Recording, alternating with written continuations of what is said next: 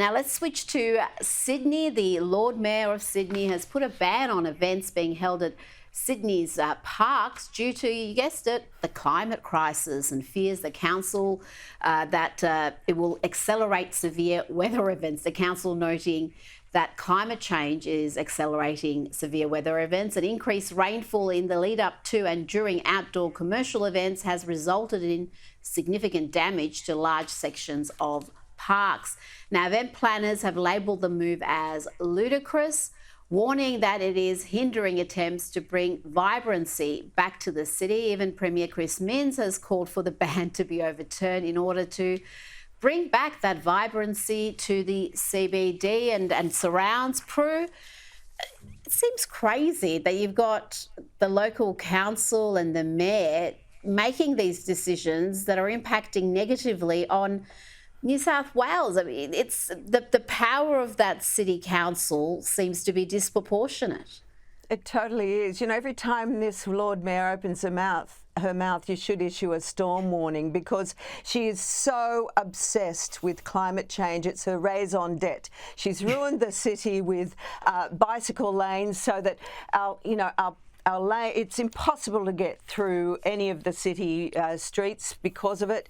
And now our beautiful parks that are there for people to enjoy. We've got a dying city thanks to COVID and the fact that people don't want to go in there because it is so hard to get around. And she's going to slug the promoters anyway. I don't understand why there's a problem. I mean, let people enjoy the parklands and bring some life to the city. And she's going to go and slug the promoters to do repair work. So I haven't got a clue. She's the most destructive, willful person I've ever come across in political life. She's really, even Chris Minns, the Premier, is wringing his hands. But she's got so much power. She's conned the corporates in the city to vote for her, and she won't be moved, not by any cyclone or thunderstorm. She's going to stay till she's good and ready to damage the whole damn place. Well, you know what? They keep voting her in, so she could argue I've got a mandate to do precisely what I'm doing.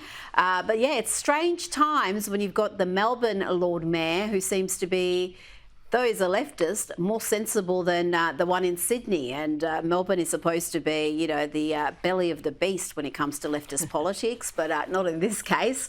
Now, before you two go, I do want to talk about international events. Donald Trump has announced a massive $927 billion deal with Saudi Arabia, which will see huge investments made in energy security, defence, technology, critical minerals. And this comes off the back of an interim trade deal that he struck between the US and China. They've agreed to a 90-day truce, and the US, again, seems to be coming out on top in this deal. They've agreed to drop their tariffs from 145% on Chinese goods to 30%. China has dropped their tariffs from 125 to just 10% on US goods. Saxon, this looks like another win for President Trump. It exactly is. There has never been a bigger mandate for any president than to rewrite the arrangements regarding trade with the United States. And that's exactly what he's done. He campaigned heavily on tariffs. He told the entire world and the American people this is what he was going to do, and they voted him in. And mind you, I mean, the removal of tariffs is a good thing, because in the end, a tariff on a good is essentially a tax on consumption. But this is his mandate, and he has done it successfully. He has rewritten the trade negotiations and trade arrangements with other countries. And if they are going to invest in energy security and critical minerals, then, I mean, these are good things, and they should be celebrated. He campaigned on. This is the thing. These are not surprises. It perhaps were surprises for people in the media, but he campaigned on this relentlessly. We've run out of time. Prue MacSween, Saxon, thank you so much for your time tonight.